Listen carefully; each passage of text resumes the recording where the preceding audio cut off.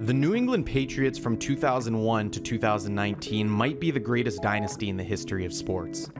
In that time, they won 6 Super Bowls, 9 AFC championships, 17 division titles, and 232 regular season games. It doesn't get much more dominant than that. While both role players and core players came and went over those 2 decades of excellence, 2 pillars remained: Tom Brady and Bill Belichick, the GOAT player in tandem with the GOAT coach. But if football is the ultimate team sport, then how did the Patriots continue to win with only 2 constants? What was the recipe? Football's a business, we all know that. The case was no different in New England. Their 20 years of dominance started with the salary cap. Navigating the salary cap of an NFL franchise isn't easy.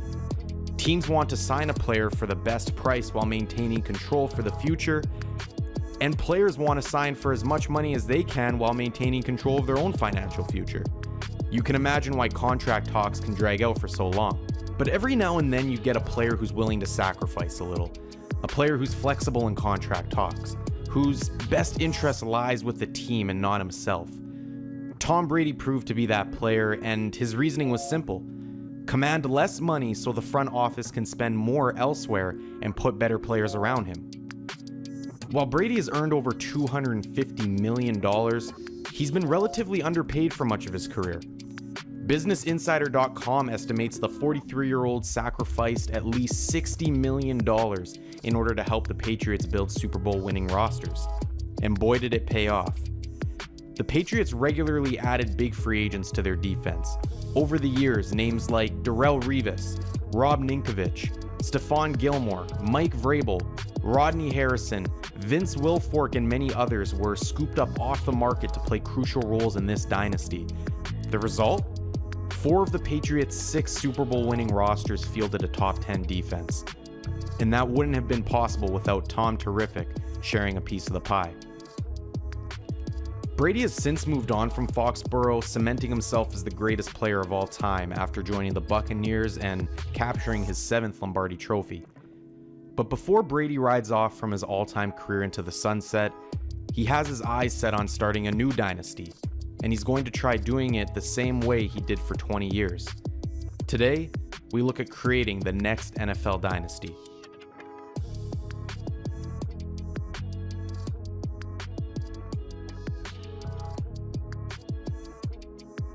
Aside from simply signing for less money than he was actually worth in each contract with New England, Tom Brady helped his former team by agreeing to larger signing bonuses and lower yearly salaries to afford the Patriots cap relief.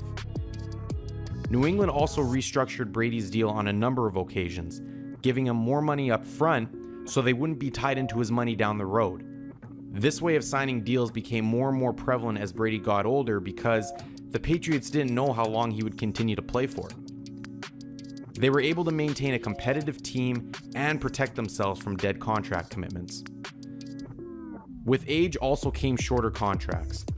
After signing his 6-year, $60 million extension in 2005, Brady went on to sign contracts of 4 years, 3 years, 2 years, and 1 year in that order to end his tenure with the Patriots. Now in Tampa Bay, Brady's doing the same thing. On March 20th, 2020, the Buccaneers signed Brady to a 2-year, $50 million contract. As lucrative as $25 million a year sounds, that was just the 14th highest average salary in the NFL in 2020. Again, underpaid. Brady's cheap contract did open the door for the Bucs to make several other key acquisitions for their playoff run though. Rob Gronkowski came out of retirement and on April 21st, 2020 was traded to Tampa Bay. The troubled yet highly skilled wide receiver Antonio Brown was acquired mid-season to give Brady yet another weapon on what was already a stacked offense, and after being waived by the Jacksonville Jaguars, running back Leonard Fournette joined the Bucs backfield to form a dynamic tandem with Ronald Jones. A roster that could already rival any other in the NFL had just added 3 more pieces to raise their Super Bowl hopes. Sound familiar? The Bucs would go on to win Super Bowl 54 in their own stadium, becoming the first team to accomplish the feat. But before their fans could truly enjoy their championship, questions began to swirl around the future of the franchise. The NFL salary cap was set to decrease significantly in the 2021 offseason due to a drop in league revenue, leaving many to wonder if the Buccaneers could afford to bring back many of their key players. Those set to hit free agency included Gronkowski, Brown, Fournette, along with edge rusher Shaq Barrett, wide receiver Chris Godwin, linebacker Levante David, and defensive tackle Ndamukong Suh, among others.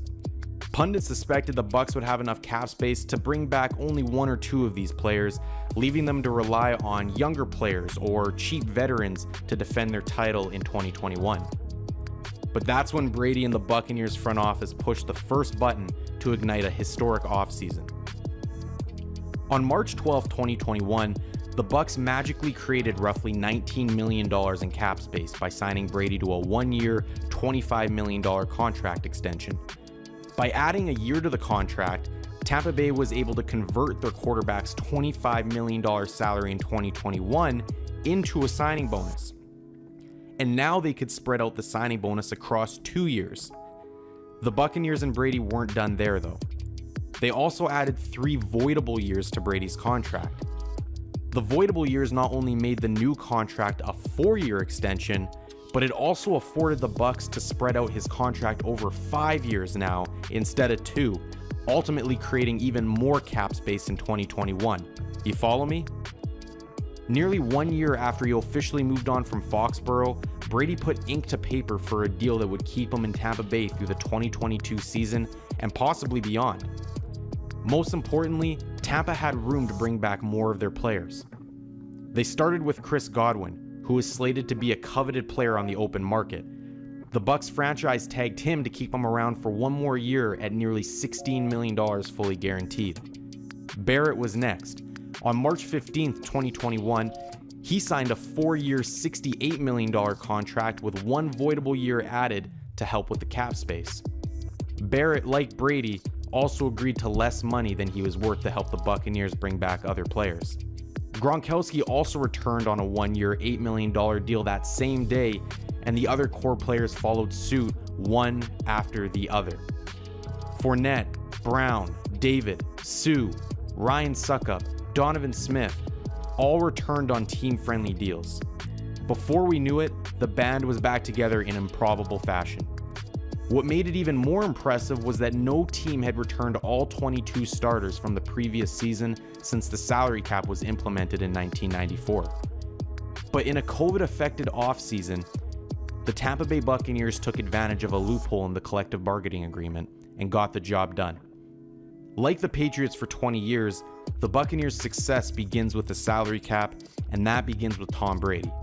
When you are largely responsible for 7 Super Bowl wins, you can just about command whatever amount of money you want, regardless of your age.